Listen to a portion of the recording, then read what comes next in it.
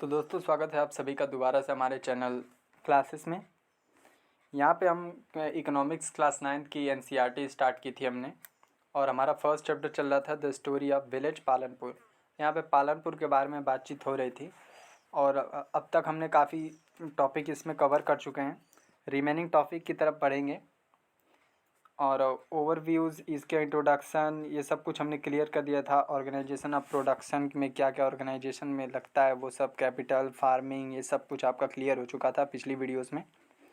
उसमें हम पॉइंट्स की बात करें तो हम इस पॉइंट स्टार्ट करने वाले थे 5th पॉइंट, और ये 3rd पॉइंट भी यहाँ पे बातचीत हो चुकी थी कि विल द लैंड सस्टेन, भूमि को हमेशा उपजाऊ बनाए रखने के लिए क्या क्या किया जाता है, वो सब चीज़ें यहाँ पे क्लियर हो चुकी थी।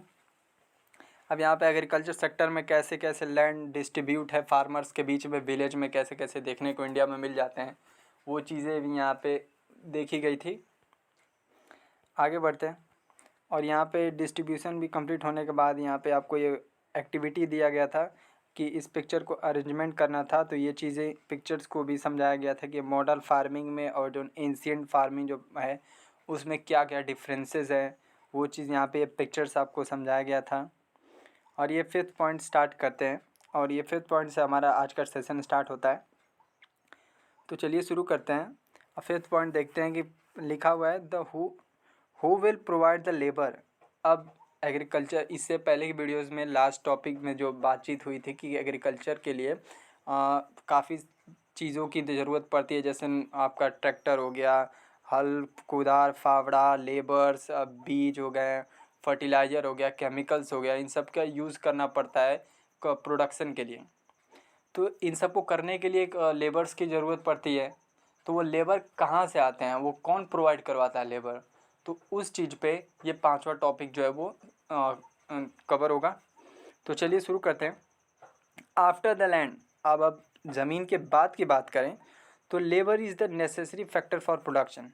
अब प्रोडक्शन के लिए ज़मीन की ज़रूरत पड़ती है। अब ज़मीन के बावजूद अगर दूसरी चीज़ों की बात करें तो सबसे दूसरे स्थान पे जो आता है वो है लेबर। उस प्रोडक्शन को करने के लिए जो लेबर्स की ज़रूरत पड़ती है उस चीज़ों को यहाँ पे बताया जा रहा है। Labour is the next factor of production. Farmers required a great deal for hard work. अब जो यहाँ पे किसान होते हैं ये काफ़ी मेहनत भरा काम करते हैं, प्रोडक्शन करने में काफ़ी, एग्रीकल्चर में काफ़ी मेहनत होता है, वही चीज़ यहाँ पे बताई गई है। Small farmer along with their families cultivate their own field. अब जो छोटे छोटे किसान आप गाँव में पाए जाते हैं, ज़्यादातर किसान छोटे ही होते हैं और उससे भी ज़्यादा पॉपुलेशन क्या होती है दलितों की, जो लैंडलेस होते हैं। तो यहाँ पर लैंडलेस की नहीं बात करी जा रही, यहाँ पे स्मॉल फार्मर की बात की जा रही है जिनकी ज़मीन 2 हेक्टेयर से कम है।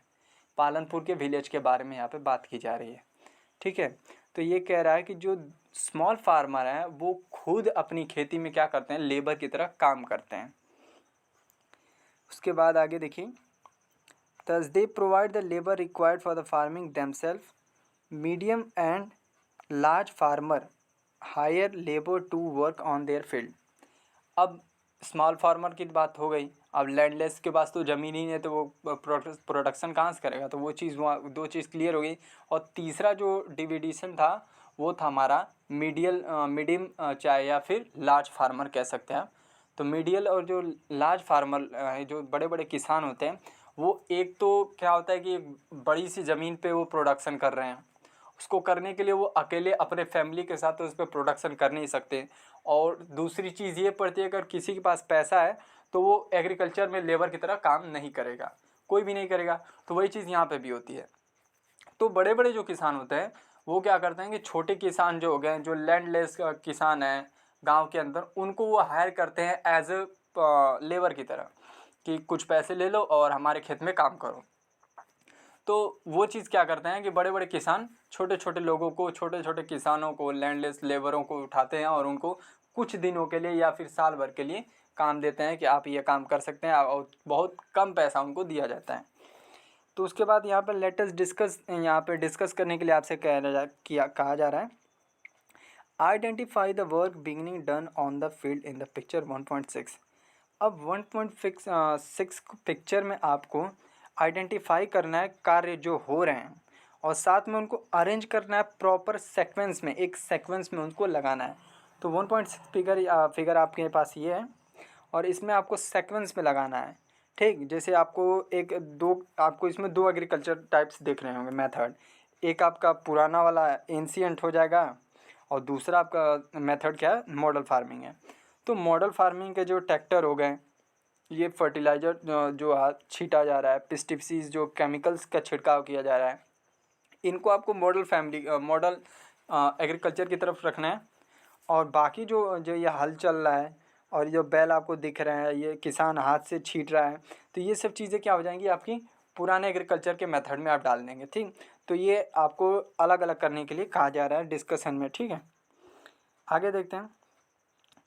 Farmer labour come either from landless family और families cultivating small plot of land until unlike farmers labor do not have rights to over the crops grow on the land. अब जो बड़े बड़े किसान होते हैं वो उनके ज़मीन पे छोटे किसानों को ऐसा नहीं है कि उनको हक है कि वो जाएंगे और किसी की ज़मीन खाली देखी और उसमें शुरू हो गए एग्रीकल्चर करना, ऐसा कुछ नहीं है। उनको ऐसा अधिकार प्राप्त नहीं है। वो किसी की लैंड किसी भी ज़मीन पे किसी की ज़मीन पे खेती नहीं कर सकते हैं बिना उसके परमिशन के। तो उसके बाद यहाँ पे दिखा रहा है instructed by are the paid wages by the farmer. यहाँ पे क्या होता है कि फार्मर को वेजेस दिया जाता है, मतलब यहाँ पे वेजेस का मतलब होता है वेतन।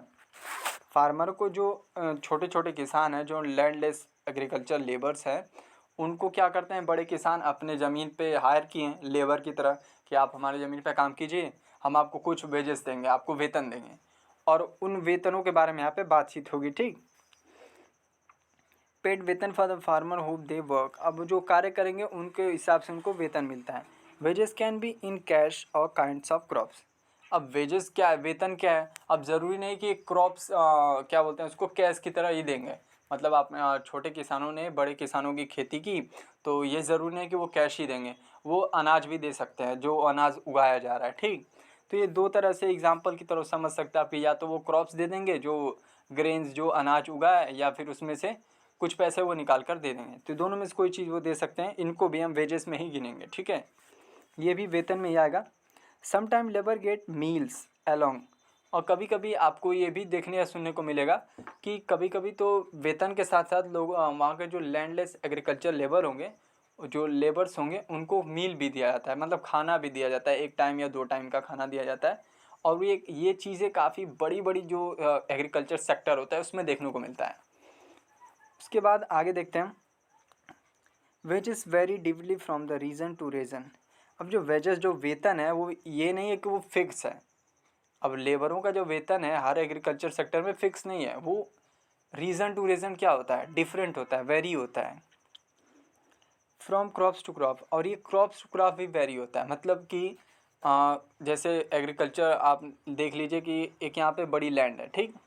और वहाँ पे फसल 2 उगाई जाती है साल में, एक गन्ने की खेती हो गई और एक गेहूँ की खेती हो गई। तो गेहूँ का जो वेतन होगा लेबरों का वो अलग होगा, और जो गेहूँ शुगर कैन की जो खेती होगी उसका लेबर का जो चार्ज होगा वो अलग होगा। मतलब वेतन इन दोनों का सेम नहीं होगा, ठीक। क्रॉप्स टू क्रॉप भी डिपेंड करता है और रीजन टू रीजन भी डिपेंड करता है, और किस एरिया में पाया जा रहा है वो उस एरिया के हिसाब से भी वो क्या होता है वेतन डिपेंड करता है, ठीक है। इस पर ये मेन चीज़ ये फोकस करने वाली कि वेतन इन सब का फिक्स नहीं होता है, ये कंडीशन के हिसाब से इनके वेतन जो है वो बदलते रहते हैं। लाइक स्विमिंग हार्वेस्टिंग, और ये कभी कभी क्या होता है कि हार्वेस्टिंग के समय पे थोड़ा ज़्यादा वेतन मिल जाता है। अब आगे देखते हैं। There is another variation in the duration of employees.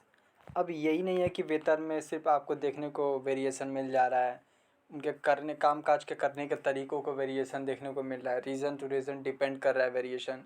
साथ में उनके जो टाइम ड्यूरेशन होता है, मतलब कितने समय तक उनको काम करना है खेत में, वो भी अलग अलग देखने को मिलता है। कहाँ पे, अलग अलग स्थान पे, अलग अलग रीजन में, आप अलग अलग क्रॉप सीजन के समय में अलग अलग आपको टाइमिंग देखने को मिलेगा, ड्यूरेशन उनका फिक्स नहीं होता। तो आगे देखते हैं। A farm labour may be employs on a daily base. कुछ फार्मर जो लेबर जो होते हैं वो डेली बेसिस पे एम्प्लॉयज़ होते हैं, मतलब डेली बेस में उनको काम मिलता है। डेली बेस में उनको लेबर की तरह कार्य करने के लिए रखा जाता है। या फिर one particular farmer activity like harvesting whole year. या फिर आप ये कह सकते हैं कि कभी कभी आपके लेबरों को देखते होंगे कि जब हार्वेस्टिंग करना होता होगा या फिर प्लांटिंग करना होता है, उस वक्त लेबरों को हायर किया जाता है और ये पूरे होल साल मतलब पूरे ईयर ये नहीं होते हैं, ये कभी कभी आपको देखने को मिलेंगे एग्रीकल्चर सेक्टर में आपको। ठीक, ऐसे ऐसे लेबर का भी कार्य जो होता है वो भी क्या होता है, वेरी करता है, मतलब डिफरेंट डिफरेंट होता है। यहाँ पे आप ओवरऑल ये समझाने की कोशिश की जा रही है कि वेतन हो गया, ड्यूरेशन हो गया, कार्य हो गया, ये सब चीज़ें फिक्स नहीं है, रीज़न टू रीज़न डिपेंड करती है, क्रॉप्स क्रॉप्स डिपेंड करती हैं। और ठीक है, और ये जो सीज़न टू सीज़न भी इस पर डिपेंडेंसी देखने को मिल जाती है। तो ये चीज़ें हैं। आगे देखते हैं। यहाँ पे Dala is a landless farmer labour who work on the daily wages in Palampur. यहाँ पे दाला नाम का एक व्यक्ति है जो लैंडलेस है, उसके पास बिल्कुल भी ज़मीन नहीं है, तो वो क्या करता है कि लेबर की तरह कार्य करता है। ठीक है, और वो डेली वेतन उसको मिलती है और वो पालनपुर में एज ए लेबर कार्य करता है। This means he meet regularly look for work. इसका मतलब ये है कि उसको रेगुलरली क्या करना पड़ता है, कार्य के लिए गांव में पालनपुर में घूम घूम के पता करना पड़ता है कि कहाँ पे उसको काम मिलेगा। तो वो रेगुलरली वो क्या करता है, जॉब की सर्च करता है, और जॉब करता भी और उसका सर्च भी करता है कि अगले दिन के लिए उसे कार्य कहाँ मिलेगा। तो ये काफ़ी डिफ़िकल्ट चीज़ें हैं जो लैंडलेस एग्रीकल्चर लेबर्स को उठानी पड़ती हैं। This means he may regularly for look for work. This minimum wages for a farm labour setup by the government is 115 on 2011। और यहाँ पे ये देखा जा रहा है कि जब गवर्नमेंट जो थी वो यहाँ पे 115 रुपये 2011 के हिसाब से लेबर का जो चार्ज था गवर्नमेंट ने डिसाइड किया था। लेकिन यहाँ पे जो दाला है उसको सिर्फ 80 रुपये पर डे मिलता है। तो यहाँ पे वेतन भी जो है वो भी काफ़ी कम है। अब तो 300 रुपये पर डे कर दिया गया है, और लेकिन फिर भी लोगों को कहीं कहीं 160 रुपये 110 रुपये इतना आपको देखने को मिल जाता है।